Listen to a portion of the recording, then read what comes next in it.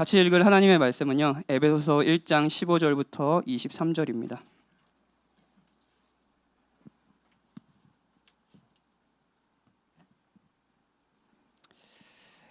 에베소서 1장 15절부터 23절입니다. 기니까요, 우리 한 절씩 교독하도록 하죠. 제가 먼저 읽겠습니다. 이로 말미암아 주 예수 안에서 너희 믿음과 모든 성도를 향한 사랑을 나도 듣고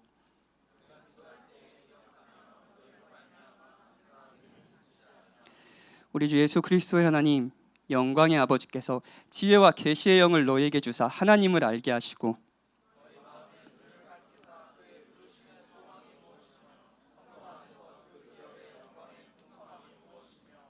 그의 힘의 위력으로 역사하심을 따라 믿는 우리에게 베푸신 능력의 지극히 크심이 어떠한 것을 너희로 알게 하시기를 구하노라.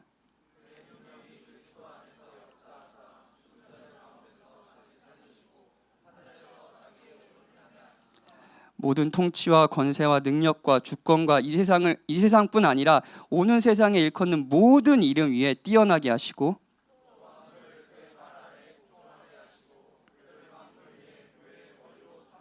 다 같이 읽겠습니다. 교회는 그의 몸이니 만물 안에서 만물을 충만하게 하시는 이의 충만함이니라. 아멘. 사실 제가 진짜 좋아하는 본문이고요.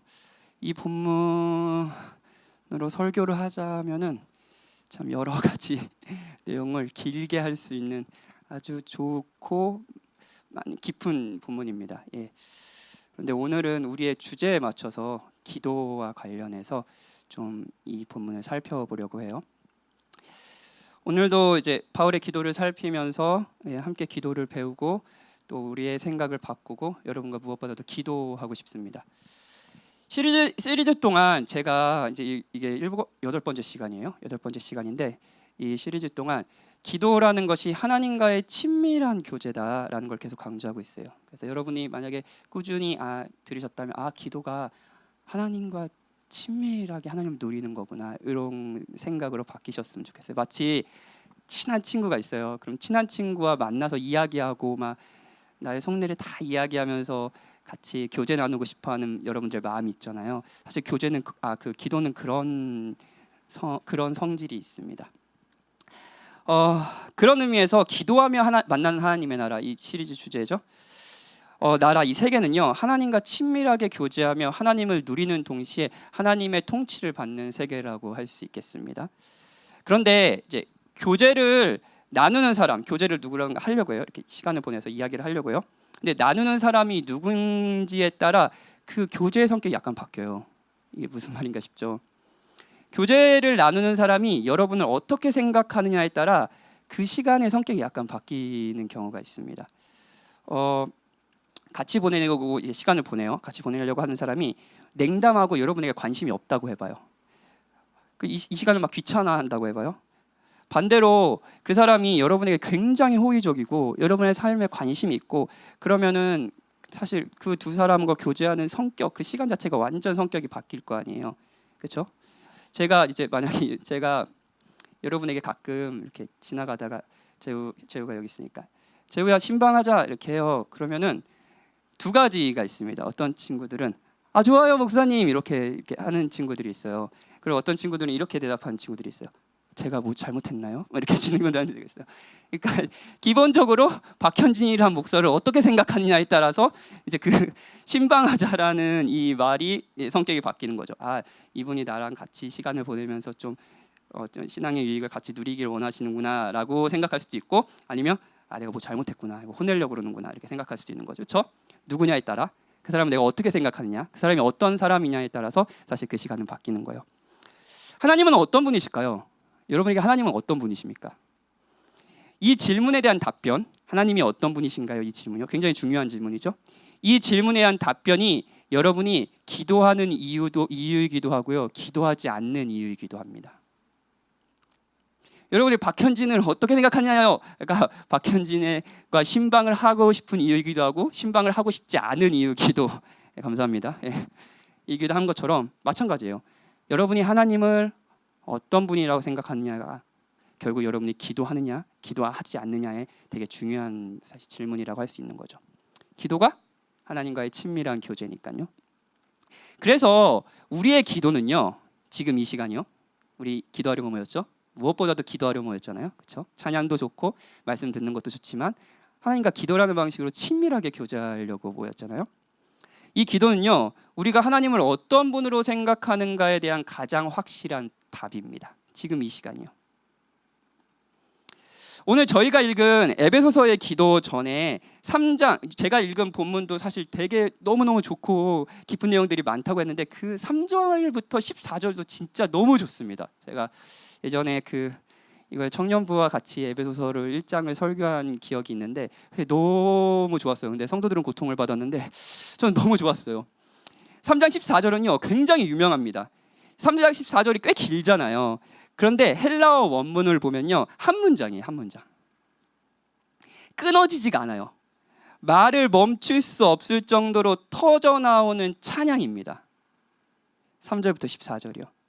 내용은요, 하나님께서 이미 창세전부터 주권적으로 이루신 일에 대한 감탄입니다. 주권적으로 하나님의 백성을 택하셨고요, 그리스도 안에서 속량하셨고요, 값을 치르셨어요. 성령 하나님으로 인치셨어요. 그래서 구원하셨다는 것을 진짜 한 호흡으로 터져나오는 감성으로 바울은 찬양하고 있는 거예요. 이게 3절부터 14절이에요. 구원에 있어서 하나님의 주권이죠. 그렇죠? 구원에 있어서의 하나님의 주권이요. 어떤 분에게 예민하실 수도 있고 어떤 분에게 확신과 위로가 되는 예정이라는 단어도 이 3장부터 14절에 그러니까 성경에서 유일하게 막 쏟아져 나옵니다. 예. 바울이 찬양하는 하나님은요 주권적이신 하나님입니다. 자신의 뜻하신 바를 하나도 놓치지 않고 완전히 이루시는 하나님이에요. 사고가 없으신 하나님이시고 당황하지도 않으시는 하나님입니다. 모든 것을 아시는 분이 모든 것을 이루십니다. 그분의 힘에서 벗어나 있는 세상은 없습니다. 주권적인 하나님이요. 여러분이 기독교 신앙을 가지고 있다면 이 주제에 대해 많이 들어보셨을 것이고 찬양으로도 불렀을 거예요. 오늘 우리 오가인 원사님이 선곡해 주신 우리 찬양에는 다 사실 이런 주제들이 있었습니다. 방금 불렀던 찬양 중에 예수 하나님의 공의, 나의 하나님, 다 이 주제는 하나님의 주권이었어요. 하나님이 뜻하신 바를 이루실 것이고 그의 통치를 소망한다, 이런 주제의 찬양이었죠. 문제는요, 여기 문제가 있어요. 하나님이 주권적이시다는 걸 인정하시죠? 찬양도 했죠? 그렇죠? 거기서 주권적이지 않으세요라고 하시는 분은 없을 거예요. 아마도 기도회까지 나온 분들은. 자, 근데 문제는 뭐냐면요, 하나님이 주권적이시다라는 사실이 우리로 하여금 기도하게 하는가, 이 질문입니다. 우리의 주제는 기도잖아요. 시리즈 동안 계속 인용했던 D.A. 칼슨이 이렇게 이야기합니다. 우리의 신학이 기도할 의욕을 떨어뜨린다면 그 신학은 어딘지 빗나간 것이다. 그런데 때로 그런 일이 진짜 벌어진다. 그래서 약간 순진하지만 열정적인 신자가 기도에 대해 많이 생각하는 신학자보다 기도에 관해 더 많이 경험했을 수도 있다. 정말 그래요? 때로 은혜의 교리들, 우리 튤립이라 이번에 개강하는 튤립의 강좌도 있고 구원에 있어서 하나님의 주권을 온전히 강조하는 성경의 가르침입니다. 하나님의 주권과 자유와 은혜를 강조하는 진리요. 이 은혜의 교리에 대한 그리스도인의 인식이 깊어질 때 가장 먼저 나타나는 결과 중 하나는 비참하게도 기도 훈련이 줄어든다는 것이다. 나도 순례 여정에서 D.A. 칼슨이, 그 위대한 신약학자가, 나도 순례 여정에서 한때 그럴 때가 있었다. 잘못은 교리 자체가 아니라 내게 있었다. 자, 여러분도 어느 시점에 구원에 있어서 하나님의 온전한 주권을 말하는 은혜 교리, 예정, 튤립에 대해 들었습니다. 아직 못 들으신 분은 말씀드린 대로 이번에 이제 시광학 아카데미 때 제가 좋아하는 배은민 강도사님이 꼭 하시거든요. 꼭 아주 유익한 시간일 겁니다. 꼭 들어보세요. 여러분은 아마 이 교리를 처음 들었을 때 하나님이 주권적으로 자신의 백성을 택하신다고, 하나님이 은혜로 구원하신다고 이런 것들 들었을 때 기분이 나빴을 거예요. 그럼 난 뭐야? 그러면서 의심하고 싸웠을 겁니다. 그러나 성경을 성경을 계속 살펴보고 그 가르침에 좀 더 진지하게 살필수록 이것이 성경이 정말 이야기한다는 것을 인정하게 됐을 것이고, 결국 이 가르침이 은혜롭다는 사실로 인해 바울처럼 감탄하고 찬양하게 된 분도 계실 거예요. 저는 이 과정을 겪었습니다. 그리고 아직 이 중간 여정에 있으신 분도 계실 거예요. 자, 좋습니다. 좋아요. 그런데 이 가르침, 하나님이 주권적이시다, 하나님이 자기 백성을 은혜로 구원해 주신다라는 가르침에 대한 확신이 여러분을 전보다 더 기도하게 했나요? 성경에 대해 더 알아갈수록, 하나님에 대해 알아갈수록 여러분 더 기도하고 있나요? 전에도 안 했고 지금도 안 하고 있어요. 그러면 제가 할 말이 없어요.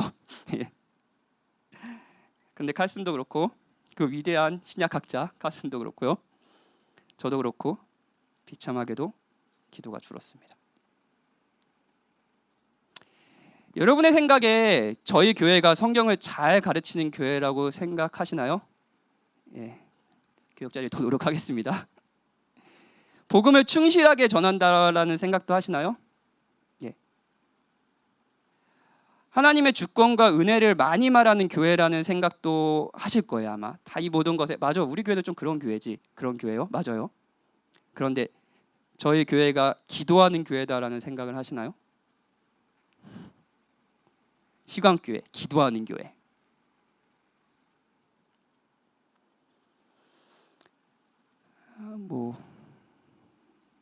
저는 솔직하게 기도하는 교회라고 말할 수가 없습니다. 정직해요. 우린 예전보다 훨씬 더 하나님이 주권적이라는 사실을 알게 되었지만 왜 더 기도는 안 하게 됐을까요? 제가 하나님의 주권과 기도라는 주제로 설교를 준비하면서 이제 몇몇 청년들에게 이 주제에 대해서 좀 물어봤어요. 하나님이 주권적이라는 사실이 더 너에게 기도하게 하니? 이렇게 물어봤어요. 그러니까 어떤 청년이 진짜 솔직하게 대답해 줬어요. 어떻게 얘기했냐면, 어차피 하나님이 원하시는 대로 하시잖아요. 기도가 필요가 뭐가 있어요? 하나님 원하시는 대로 다 하실 거잖아요. 그럴 때가 있다, 이렇게 대답을 해줬어요. 언제나 그렇다고 얘기는 하지 않았어요. 여러분도 그러십니까? 하나님의 뜻은 정해졌고 하나님은 고집불통이시고 기도해봤자 무슨 소용이 있나? 자, 연애할 때 여자친구가 이렇게 데이트를 하면서 이런 물음, 이때가 위기의 순간이죠. 여자친구가 이렇게 물어요. 뭐 먹고 싶어? 이렇게 물어요. 그럼 남자가 날씨도 좋으니까 한강에서 치킨? 이렇게 얘기해요. 그럼 여자친구가 이렇게 대답해요. 한강 아직 춥잖아. 그리고 나 다이어트 해가지고 좀 치킨이 너무 헤비해. 막 이렇게 얘기해요. 그럼 남자가 그럼 보쌈? 이렇게 얘기해요. 여자친구가 나는 입에서 마늘 냄새 나는 게 싫더라. 이렇게 얘기해요. 그럼 답에서 이제 남자친구 머리에서 이제 그럼 마늘을 먹지 마. 이렇게 생각을 하지만 남자가 다시 고민하면서 파스타! 이렇게 얘기해요. 그러면 이제 여자친구가 그래 파스타 먹자. 이렇게 얘기해요. 너 파스타 먹고 싶었구나. 이렇게 대답해요. 그러면 이제 남자친구 네가 먹고 싶은 거지. 막 이렇게 얘기하죠. 그러면서 남자친구가 이렇게 생각을 합니다. 네가 먹고 싶은 거잖아. 이럴 거면 그냥 자기가 먹고 싶은 것을 이야기하면 되지. 뭐하러 나한테 먹고 싶은 거 뭐 먹고 싶냐고 물어봐. 이렇게 생각을 하나요? 여러분도 약간 이런 느낌입니까? 주권적인 하나님에게 기도하는 거예요. 주권적이신 하나님, 뜻하신 바를 완전히 이루신 하나님이 되게 뭐랄까요? 이건 아이러니라고 할 수도 있는데 신비인데 주권적이잖아요. 뜻을 이루신 하나님이 우리에게 기도를 명령하셨어요. 성경 전체에 보면 기도하라고 하셨나요? 친밀한 교제를 명령하시잖아요. 자, 왜 기도하라고 하셨을까요? 왜 기도하라고 할까요? 그냥 하나님이 뜻을 이루시면 되지 않나요? 왜 내 마음을 물어봐? 그냥 파스타 먹으러 가면 되지? 하나님이 저 사람 구원해 주시면 되지. 왜 나한테 기도하라 그래? 이런 생각 안 해보셨어요? 하나님이 병을 고쳐주시면 되지. 하나님 하실 거 어차피 하실 거잖아. 근데 나는 왜 기도하라 그래? 어차피 하나님 마음대로 하실 거잖아. 이런 마음. 저에게만 이런 뿔난 마음이 있었나요? 하나님 왜 기도하라고 하실까요? 출애굽기에 보면 모세가 시내산에 올라가서 내려오지 않자 이스라엘 백성들이 큰 두려움에 빠졌어요. 그래서 아론을 비롯한 이스라엘 백성이요 금송아지를 만들고요 우상 숭배를 했습니다. 되게 유명한 장면이죠. 그때 하나님이 진짜 진노하셨어요. 우상 숭배에 대해서요. 그러면 이렇게 말씀하셨어요. 내가 이 백성을 보니 목이 뻣뻣한 백성이로다. 이 굉장히 교만한 놈들이야. 내가 이들을 애굽에서도 구원하고 내가 홍해도 가르면서 이렇게 구원해냈는데 지금 우상 숭배를 하고 있다. 이거 진짜 교만한 인간들이다. 이렇게 얘기하시는 거예요. 그런즉 내가 하는 대로 둬라. 넌 가만히 있어. 내가 하는 대로 둬. 내가 그들에게 진노하여 그들을 진멸하고 모세 너를 큰 나라가 되게 하리라. 이렇게 얘기하셨어요. 큰일 났죠? 그러자 모세가 기도하기 시작합니다. 진노를 멈춰달라고 간절히 기도해요. 모세는 하나님께서 아브라함에게 하신 약속까지 언급하면서 기도합니다. 이런 약속. 주의 종 아브라함과 이삭과 이스라엘을 기억하소서. 주께서 그들을 위하여 주를 가리켜 맹세하여 이르시기를 내가 너희의 자손을 하늘의 별처럼 많게 하고 내가 허락한 이 온 땅을 너희의 자손에게 주어 영원한 기업이 되게 하리라 하셨나이다. 이렇게 하면서 막 하나님께 막 기도를 해요. 그러자 놀랍게도 하나님께서 뜻을 돌이키시고요. 말씀하신 화를 이스라엘에게 내리지 않습니다. 모세의 기도로 주권적인 하나님의 뜻이 돌이켜졌어요. 자, 뭐야 이거? 하나님 주권적이라면 그럼 하나님 주권적인 게 아니잖아요. 이렇게 답할 수 있죠. 짧게만 보면요. 그런데 큰 시각으로 바라봅시다. 하나님은 아브라함에게 이스라엘 백성을 구원해 주실 것이라는 것을 약속했잖아요. 그들이 범죄함에도 불구하고 그들이 우상 숭배를 했음에도 불구하고 그렇죠? 이것이 하나님의 뜻이었죠. 그런데 그 뜻을 이루는 과정에서 이스라엘 백성의 우상 숭배도 있고 그런 이스라엘 백성을 향한 마땅한 하나님의 진노도 있었고요. 이 둘 사이에서 간절한 모세의 기도도 있었습니다. 하나님께서 주권적으로 뜻을 이루시는데 모세의 기도를 사용하신 거예요. 이건 정말 놀라운 일입니다, 여러분. 모세와 저 그리고 여러분이 하나님께서 정하신 기도라는 수단을 통해 그분의 목적을 이루는 일에 동참하고 있는 거예요. 하나님은 주권적이십니다. 그런 하나님이 여러분에게 기도를 명령하세요. 박현진 기도해라. 쉬지 말고 기도해라. 그건 하나님이 주권적이면서도 인격적이시기 때문입니다. 인격적인 하나님께 기도하는 것은 그분이 무조건 엄하고 냉혹한 운명에 따르는 것이 아니라 자신의 사람들을 위해 들으시고 응답하시고 행동하시는 분이시기 때문이에요. 이것이 주권적인 하나님이 여러분에게 기도를 명령하시는 이유입니다. 그 뜻을 이뤄가는데 하나님이 여러분과 함께 하시기 원하시는 거죠. 바울은 하나님이 주권적이라는 것을 확신했습니다. 정말 확신했어요, 바울은요. 그리고 이런 확신이 오늘의 기도로 이어지고 있습니다. 15절에 보면 이러므로라는 접속사가 나와요. 하나님께서 이미 주권적으로 아까 찬양이 있다 한다고 그랬죠? 주권적으로 이루신 은혜의 일이 있으므로 어떻게 됐냐면 에베소 교인들의 믿음과 모든 성도들을 향한 사랑을 듣고 기도할 때 감사를 했다고 합니다. 그들의 믿음과 사랑의 원인이 3절부터 14절 이러므로 에서 말한 하나님의 주권의 결과라는 거예요. 하나님이 주신 것이라는 거예요. 그래서 바울은 에베소 교인들의 믿음과 사랑을 보면서도 기도하며 하나님께 감사할 수 있었던 거예요. 기도하며 이것들이 주권적인 하나님이 하신 일이라는 걸 확신했거든요. 이 부분에 대해서 이제 칼빈은 기독교 강의에서 이런 말을 합니다. 한번 들어보세요. 기도에 대해서요. 우리가 어떻게 괴로움을 당하고 있고 또 무엇이 우리에게 편리한지 굳이 상기시켜 드리지 않아도 하나님은 다 알고 계시지 않은가? 그렇게 생각하세요?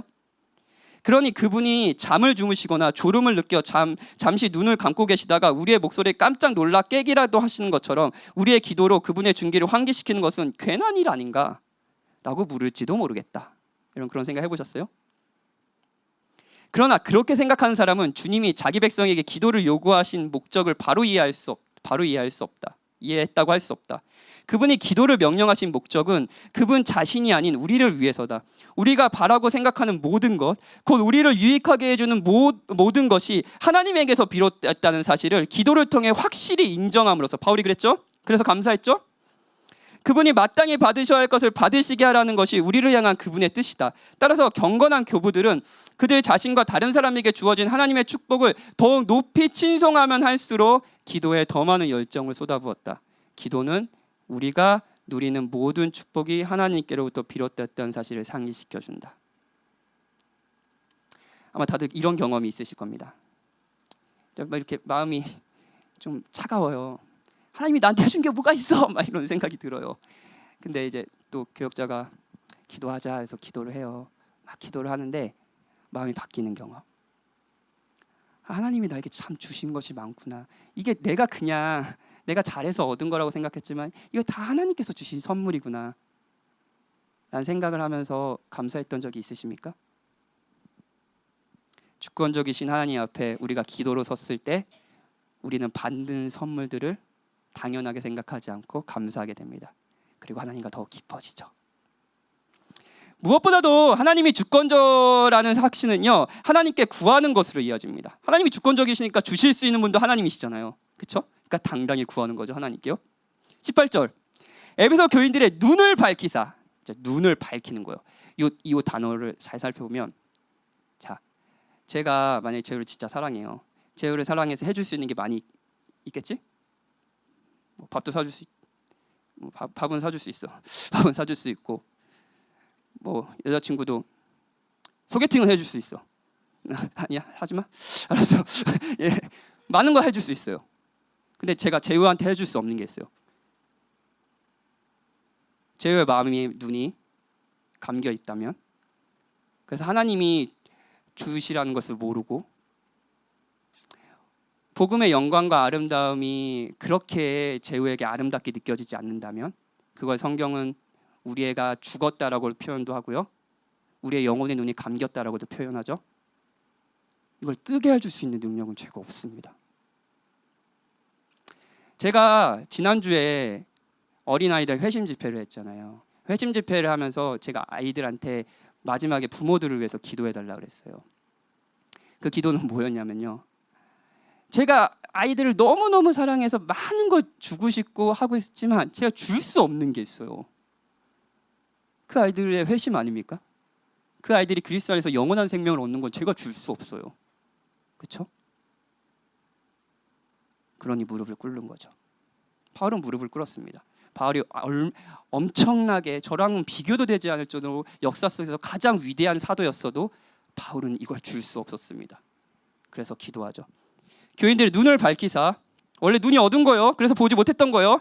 그런데 눈을 밝히사 그의 부르심의 소망이 무엇이며 왜 에베소 교인들을 부르셔서 구원했는지, 그래서 무엇을 이루려고 하시는 건지, 성도 안에서 그 기업의 영광의 풍성함이 무엇이며 에베소 교인들이 하나님의 백성이 되어 받는 복, 기업이 다른 어떤 것과도 비교될 수 없을 정도로 영광스럽다라는 것을 보는 거예요. 19절 그의 힘의 위력으로 역사하심을 따라서 믿는 우리에게 베푸신 능력의 지극히 크심이 어떠한 것을, 그분이 가지신 힘이 우리와 무관하지 않고 과거 그리고 지금 그리고 영원까지 그 힘을 발휘하고 우리 계시다는 것을 아는 거예요. 바울은 하나님이 주권적이시기에 에베소 교인들의 눈이 밝아져서 이 모든 것을 실제로 알게 되기를 구했습니다.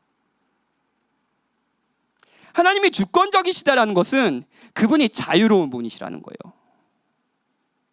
자신의 뜻을 펼치는데요, 어떤 구애도 받지 않는다는 거예요. 그렇죠? 이게 자유잖아요. 정말 그렇습니다. 하나님은 자유로이 자신의 뜻을 펼치십니다.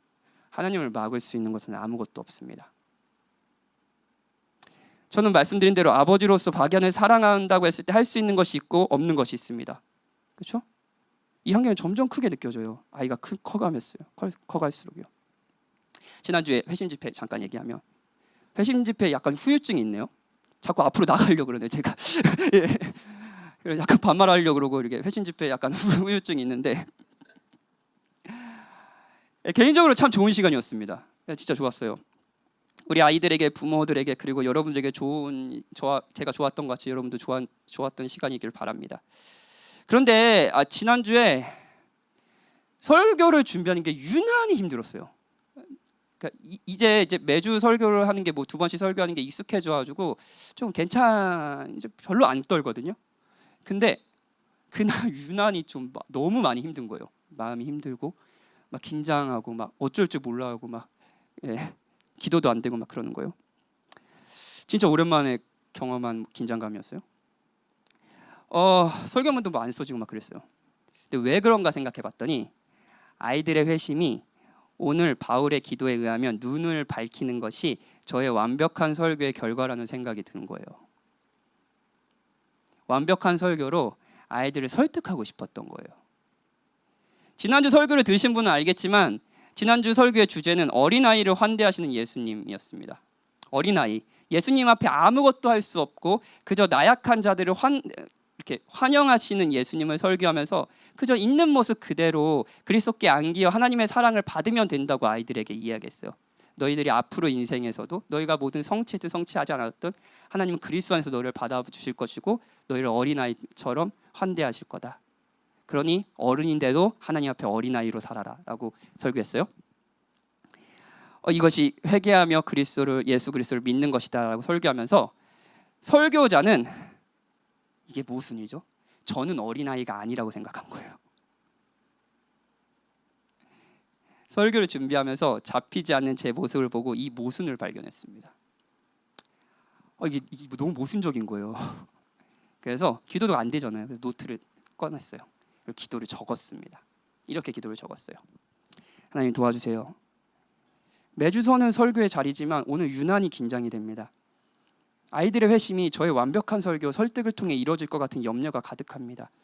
복음, 우리를 위해 은혜로 주신 이 기쁜 소식, 이 안에 능력이 있다는 것을 믿게 해주세요. 저도 어린아이가 되어 설교하게 해주세요. 어린아이에게 설교할 때 제가 어린아이라는 것을 인정하게 해주세요. 당신이 저와 우리의 아이들에게 가르치시기를 바랍니다.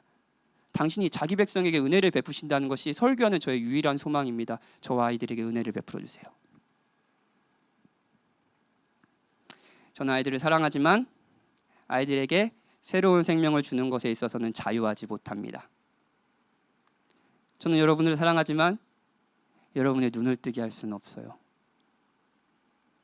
허물과 죽었던 여러분을 살릴 수는 없습니다.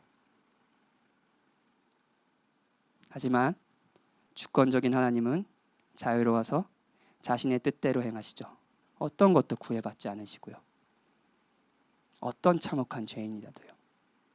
여러분이 이번 한 주 아무것도 못한, 아무 성취도 없는 어린아이와 같더라도요.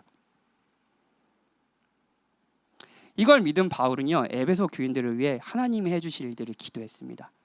바울의 기도의 동력은요, 하나님의 주권이었어요. 자, 좋아요.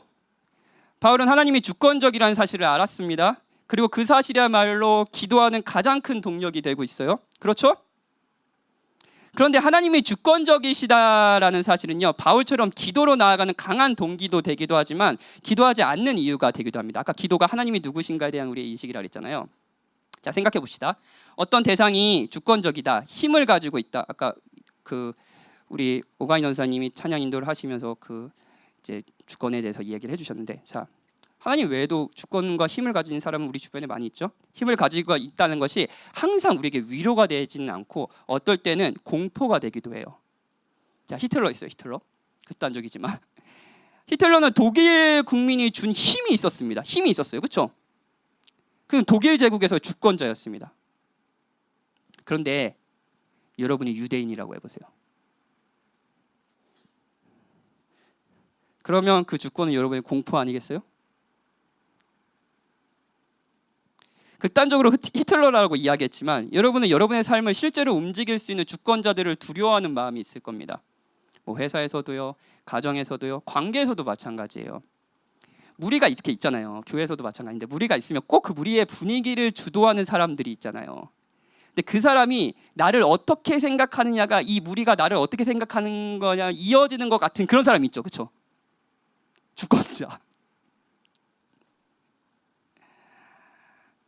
그 주권이 공포가 되진 않나요? 이 사람 나를 어떻게 생각할까? 그리고 저 사람들은 나를 어떻게 생각할까? 이 사람으로 인해서.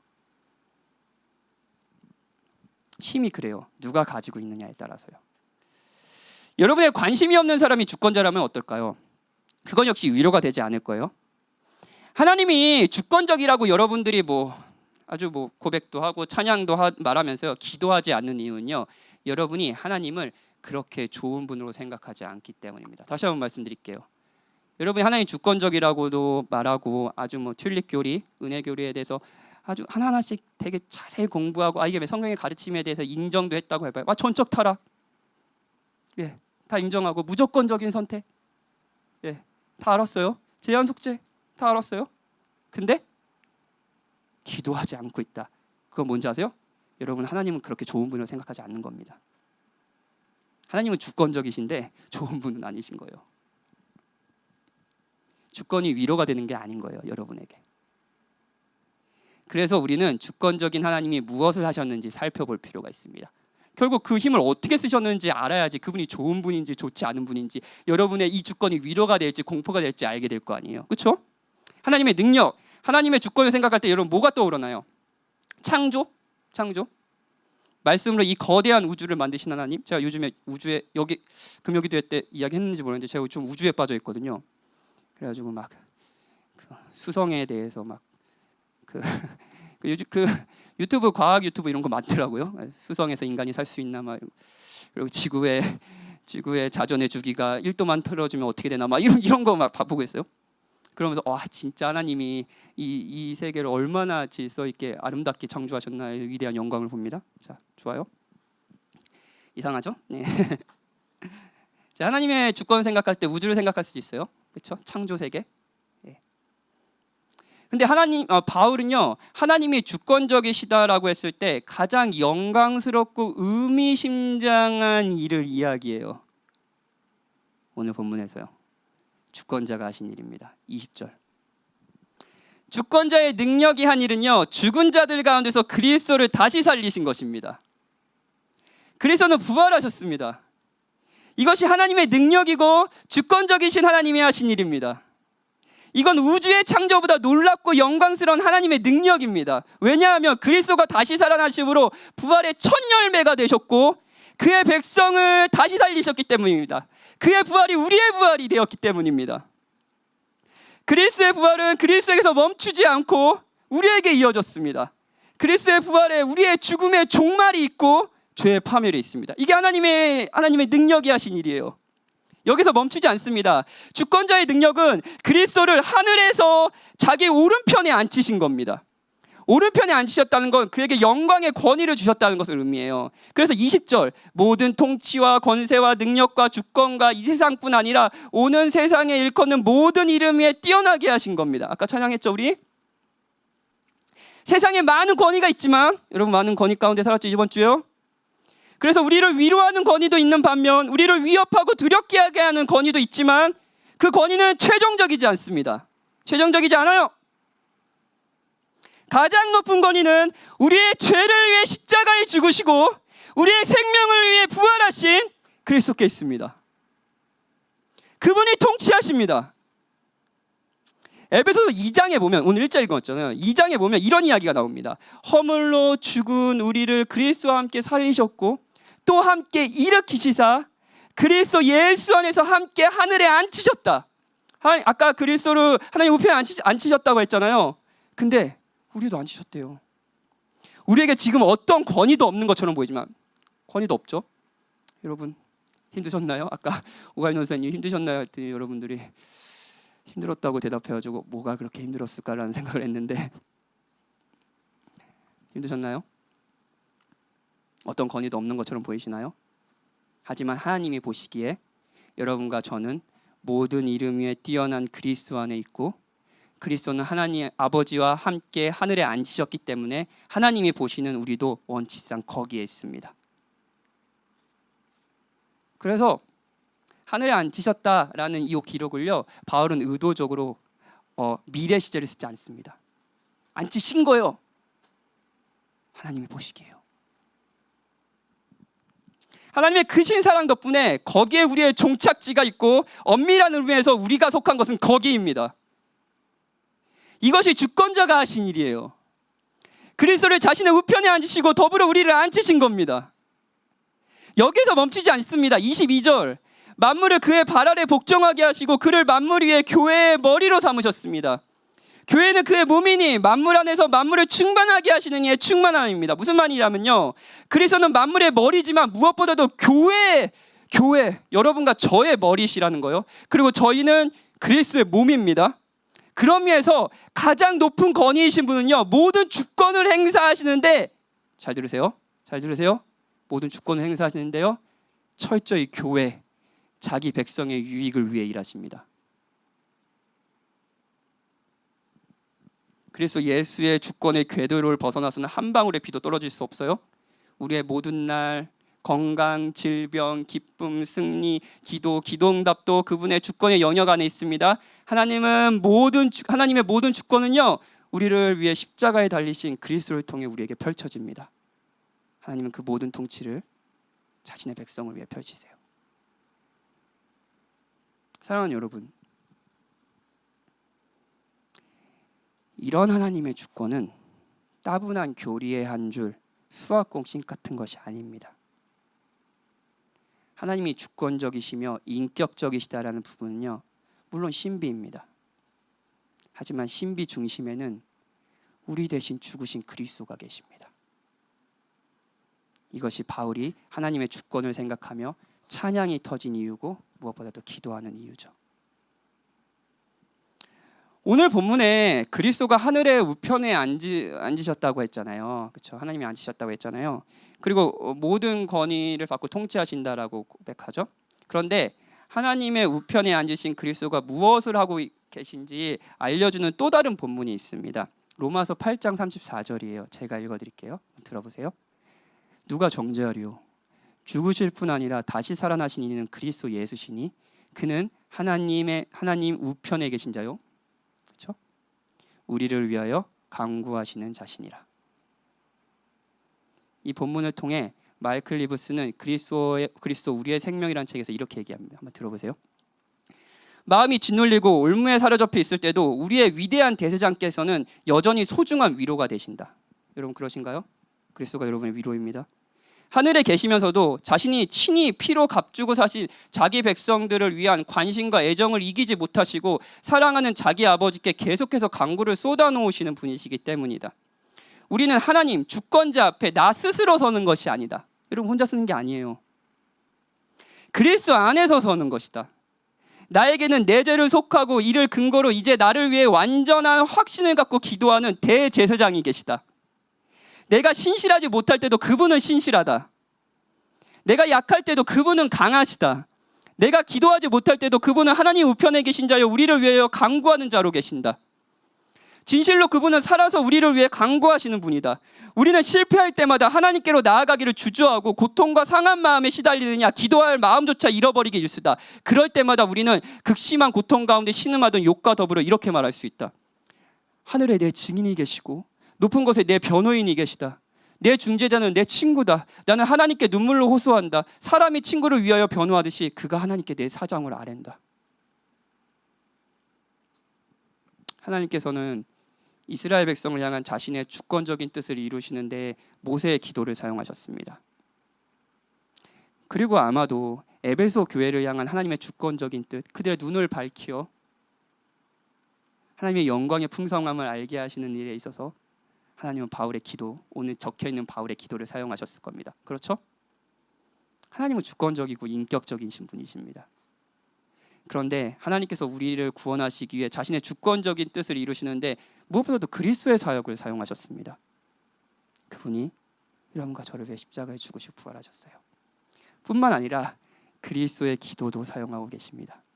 그리스도가 친히 여러분을 위해서 하나님 우편에서 여러분을 위해서 기도하고 있어요. 이분이 여러분이 지금 찾아야 할 주권자입니다. 좋은 분 아니신가요? 그렇다면 이제 이 주권자에게 기도하지 않겠습니까? 하나님이 이렇게 좋은 분이시라면요. 우리 함께 기도합시다.